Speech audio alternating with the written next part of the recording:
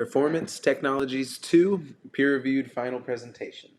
My name is Dylan Carroll, and we will get right into it. So the process, scope, and organizational structure. The process of selecting solar for this project was pretty simple. The company I work for developed a new way to go solar, and I wanted to take a deep dive into how the power purchase agreement works and the project cycle of it. As far as my scope, funding will be pulled from stocks. Sunrun is on the S&P 500. The budget depends on the system size, how much power they use, and in some states you're only allowed a certain number of panels. With the Freedom Forever 400 watt Halo triple back panels, they cost $250 to get them to warehouse. After Salesforce has been recruited and trained, we're pretty much ready to go to market. The company provides housing, rental cars to keep organized. Everyone on the team will have a Sales Rabbit account. That's the CRM we use, just to know what area that they have and where they'll be knocking. We'll all be on one Google Drive account and upload all relevant information on the house and organize appointments on the calendar efficiently. Once we run those appointments and we've presented in-home, we get a yes from the homeowner. We must build the project on Sunrun. We take the last 12 months of the kilowatts they use in the house and build a system design that puts usually 100% of their current usage to be around 90% of what the solar system will generate, giving them the ability to use more power. The installment company, Freedom Forever, gets notified of account creation and sees the date scheduled for site survey. If the engineer conducting the survey sees anything wrong with the structural integrity of the roof, the state of the wood beams, the type of roof, the main panel unit, electrical or subamp, they will communicate that in the SOW and the project details of that account and pull the plug on the project immediately. If everything looks good, we finalize the design, print off the blueprints for city approval. We cover the cost to obtain the permits from the city, and once we have the city grant us permission, we can schedule an installation date with the homeowner. We don't charge the homeowner for installation of our panels. After installation, we bring the city back out to inspect our work on the home, make sure that what we said we were going to do, we did. And then after that, the utility will come back out and grant your house permission to operate, and we'll turn the switch on.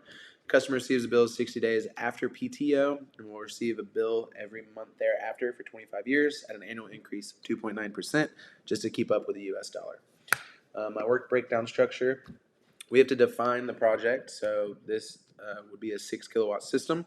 We have to make sure they have the space for it, the security for it. It's not going to rupture in flames. It's safe, things like that, as well as the environment. All that goes into qualifying the project. Now, after a project is qualified, we have to obviously check out the structure, the roof, the integrity of it, the shell, the interiors, substructure. And then we go to the utilities. That's where the electrical comes in. Do they need a battery? How are we going to monitor this, the accessibility and the detection, as well as if they have an HVAC. And then the equipment, after you have qualified a project, you're going to need your batteries, the conduit lines so that they can run from the panels to the box and convert that DC to AC power, as well as the badge reader and racks for the installation guys. So the homeowner solar system needed to cover their needs was a 6 kilowatt system. It's 12 of the 400 watt Halo panels provided by Freedom Forever. That cost $13,800. The guy who set the appointment and closed the deal earned $5,600 in commissions. Permitting was about $1,200, but no further charges because city inspections are free. Labor was $8,400. The labor could have been lower, but this house ran into some problems and there were some notes in the scope of work. And as you can see here, I did every 5 years, I trued up and saw how much money was accrued.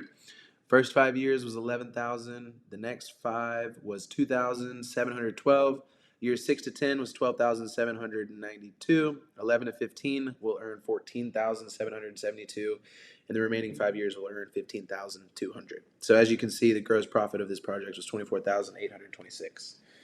In closing this project in a timely manner and providing stakeholders with returns, having all labor done and paid up, we just saved yet another residential homeowner thousands of dollars on a bill that they're going to have to pay for the rest of their life.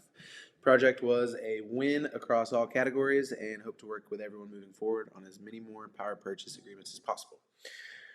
What makes this company successful is hard work. And then all that I've learned pretty much through this class was that a man with a plan beats a man without a plan 10 out of 10 times.